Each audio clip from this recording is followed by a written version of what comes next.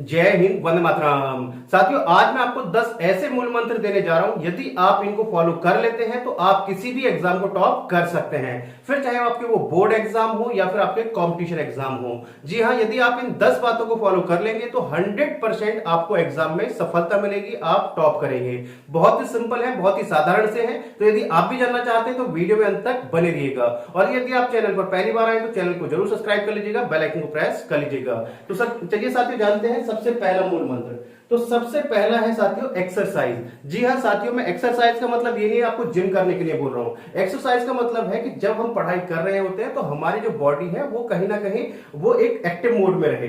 तो उसके लिए आपको प्रतिदिन सुबह जब उठें, सबसे पहला आपको क्या है कि 15 से 20 मिनट आपको व्यायाम करना है। यानी कि आपको योग करना है, जिम नहीं करना है, आपको व्यायाम करना है, जिससे आपकी पूरे दिन जो बॉडी है एक तरीके से एक्टिव रहे। तो आप सुबह उठ के सबसे पहला आपका जो काम होगा, 15 से 20 मिनट आपको एक्सरसाइज करनी है। ये 15 से 20 मिनट आपको पूरे दिन क्या रखेंगे, एक्टिव रखेंगे। पूरे दिन आपकी जो बॉडी रहेगी वो एक्टिव रहेगी। तो 2 से 3 दिन आपको लगेगा कि आपको जो शरीर दुख रहा है, ये सब सारी चीजें हो रही है, लेकिन उसके बाद में आपको जो बहुत ही अच्छा फील होगा, पूरे दिन आप क्या रहेंगे, एक्टिव रहेंगे। तो सबसे पहले आप अपनी एक्सरसाइज 10 से 15 मिनट आपको एक्सरसाइज करनी है। दूसरा है सबसे इंपॉर्टेंट, जब आप पढ़ाई करते हैं तो आपको जो एनर्जी चाहिए, एनर्जी के लिए आपको क्या चाहिए होगा, हेल्दी फूड चाहिए होगा। यानी कि एक आपकी प्रॉपर डाइट होनी चाहिए जिससे कि आपको थकान महसूस ना हो। तो आप एक क्या हो, हेल्दी फूड खाएं। जो जंक फूड है उसको थोड़ा सा इग्नोर करें। तो हेल्दी फूड बहुत ही जरूरी है आपकी बॉडी के लिए, आपको एक्टिव रहने के लिए। तो आप, दूसरा है आप अपना हेल्दी फूड रखें, एक अपनी डाइट बनाएं। नेक्स्ट है, तीसरा है साथियों जो मोस्ट इंपोर्टेंट है, पेपर पैटर्न। आप किसी भी एग्जाम की तैयारी कर रहे हैं, चाहे वो कंपटीशन का एग्जाम है या फिर आपका बोर्ड एग्जाम है, तो उस एग्जाम पैटर्न को देखिए कि जो हम पेपर देने जा रहे हैं उसका एग्जाम पैटर्न कैसा रहता है, कितने नंबर का पेपर आता है, कितने आपके शॉर्ट क्वेश्चन है, कितने लॉन्ग क्वेश्चन है। तो पेपर पैटर्न को जान लेना बहुत जरूरी है। ऐसा नहीं कि हमने बस पढ़ाई करना स्टार्ट कर दिया है। तो हमें यह देखना बहुत जरूरी है कि शॉर्ट क्वेश्चन कितने आते हैं, लॉन्ग क्वेश्चन कितने आते हैं, कहां से ज्यादा सिलेबस आता है, कहां से कम आता है। तो तीसरा सबसे इंपॉर्टेंट पॉइंट कि आपका पेपर का पैटर्न। तो पेपर पैटर्न हमें जानना बहुत जरूरी है। बात करते हैं नेक्स्ट पॉइंट की साथियों। तो नेक्स्ट पॉइंट है प्रीवियस ईयर का पेपर, सबसे मोस्ट इंपॉर्टेंट। आप जो किसी भी एग्जाम को आप दे रहे हैं तो उसमें प्रीवियस ईयर के पेपर हुए होंगे, तो उसके जो आपके 3 साल के पेपर हुए हैं आप उनको जरूर देखें, उनकी प्रैक्टिस जरूर करें कि प्रीवियस 3 ईयर में जो आपके लास्ट 3 ईयर में जो पेपर हुए हैं उनका पेपर जो फॉर्मेट है वो कैसा रहा है, क्वेश्चन कहां से ज्यादा पूछे गए हैं। तो आप उसको जरूर सॉल्व करें, जरूर लगाएं। इससे आगे नेक्स्ट है साथियों, 5th पॉइंट है और सबसे इंपॉर्टेंट, टाइम टेबल।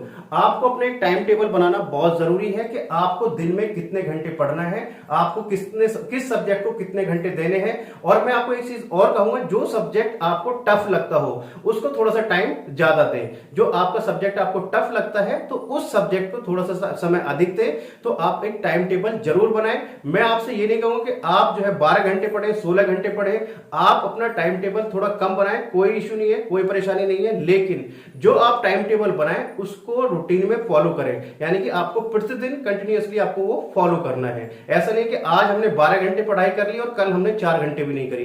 तो एक टाइम टेबल जो आप बनाएं उसको डेली आपको फॉलो करना है। बात करते हैं इससे नेक्स्ट पॉइंट की साथियों, स्टडी प्लेस। यानी कि जहां पर आप स्टडी कर रहे हैं वो प्लेस कैसा है। प्लेस बोले तो ऐसा नहीं कि आपको कहीं जाकर एक बहुत अच्छी सी जगह आपको पढ़ाई करनी है। स्टडी प्लेस का मतलब है कि आप घर में ही वो स्थान ढूंढिए जहां पर आपका शोर शराबा सबसे कम होता हो। ऐसा नहीं कि कहीं वहीं आपका टीवी चल रहा है, वहीं पर बैठकर आप अपनी पढ़ाई कर रहे हैं, तो ऐसा पॉसिबल नहीं होता है। तो आप एक अच्छा सा अपना जो घर में ही अपना एक एरिया देख सकते हैं जहां पर आप थोड़ा सा बिल्कुल एक फ्री माइंड होकर पढ़ाई कर सकते हैं, जहां पर आपको डिस्टरबेंस ना हो। तो एक प्लेस का, सही प्लेस का होना भी बहुत जरूरी है, जहां पर आपको कोई डिस्टर्ब ना करे। इससे आगे नेक्स्ट है साथियों आपका सब्जेक्ट सिलेक्शन। मैंने अभी जैसा कि आपको बताया था कि आप अपने स्टडी का जो शेड्यूल बनाइए, टाइम टेबल बनाइए, उसी में से है आपका एक सब्जेक्ट का सिलेक्शन। यानी कि जब आप किसी भी सब्जेक्ट को एग्जाम देने के लिए आप जाते हैं तो वहां पर काफी सारे सब्जेक्ट आपके आते हैं।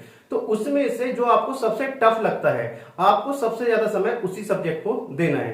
क्योंकि ऐसा नहीं है, अगर हमारा कोई पेपर होता है और उसमें 4 सब्जेक्ट आपके आ रहे हैं, चारों सब्जेक्ट आपके 25-25 नंबर के हैं, तो 3 तो हमारे बहुत स्ट्रांग है और एक हमारा स्ट्रांग नहीं है, तो हम क्या करते हैं उसी को छोड़ देते हैं। तो एक तरीके से आप जो लड़ाई कर रहे हैं वो कितने नंबर पर कर रहे हैं, 75 पे कर रहे हैं। आपने वो 25 नंबर का जो पेपर है उस पे तो आप उस सब्जेक्ट पे तो आप मेहनत कर ही नहीं रहे, तो आपको उसको भी नहीं छोड़ना है, थोड़ा समय उसी को ज्यादा देना है। तो जो आपका सब्जेक्ट आपको लगता है कि आप उस सब्जेक्ट में थोड़ा सा वीक हैं, उस सब्जेक्ट को थोड़ा सा अधिक समय दें और थोड़े ही टाइम में आप देखना आप उस सब्जेक्ट को भी बहुत अच्छे से कर पाएंगे। तो सब्जेक्ट का सिलेक्शन, सही सब्जेक्ट का सिलेक्शन होना बहुत जरूरी है।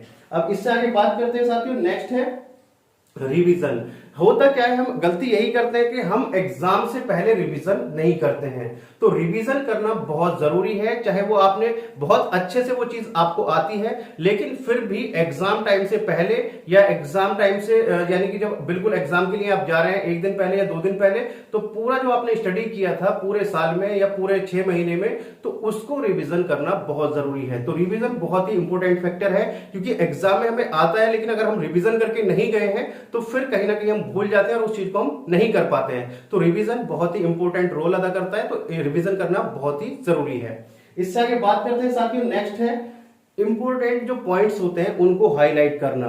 जब आप अपनी स्टडी करें, जब पूरी साल आप स्टडी करें, तो आप अपना जो इंपॉर्टेंट आपको लगता है कि ये चीजें इंपॉर्टेंट है या आपके टीचर ने आपको बताया कि ये चीज इंपॉर्टेंट है, तो उनको हाईलाइट जरूर कर लें। उसका बेनिफिट क्या होगा, उसका बेनिफिट ये होगा जब आप एग्जाम देने के लिए जाएंगे तो उससे 1 या 2 दिन पहले आपको पूरा सब कुछ नहीं पढ़ना है, जो आपने हाईलाइट किया है उसको आप जल्दी से पढ़ सकते हैं, जल्दी से कवर कर सकते हैं। तो इंपॉर्टेंट पॉइंट को आप जरूर हाईलाइट करें और एग्जाम टाइम से पहले 1 दिन या 2 दिन पहले आप उसको जरूर रिवाइज करके जाएं। तो ये बहुत ही इंपॉर्टेंट है, आप इसको जरूर फॉलो करें। इससे आगे नेक्स्ट है साथियों, सबसे इंपॉर्टेंट सोशल मीडिया। आपको थोड़ी सी इससे दूरी बनानी होगी सोशल मीडिया से, क्योंकि जब आप फेसबुक खोल लेते हैं या व्हाट्सएप खोल लेते हैं, इंस्टाग्राम खोल लेते हैं, तो आपको ये नहीं पता चलता कि आपके 2 घंटे कब चले गए, 3 घंटे कब चले गए। तो आपका सबसे ज्यादा जो समय वेस्ट होता है वो होता है सोशल मीडिया पर। तो इससे थोड़ी सी दूरी बनाएं यदि आप किसी भी एग्जाम की तैयारी कर रहे हैं, क्योंकि सबसे इंपॉर्टेंट टाइम मैंने जो अभी आपको बताया वो कहता है टाइम।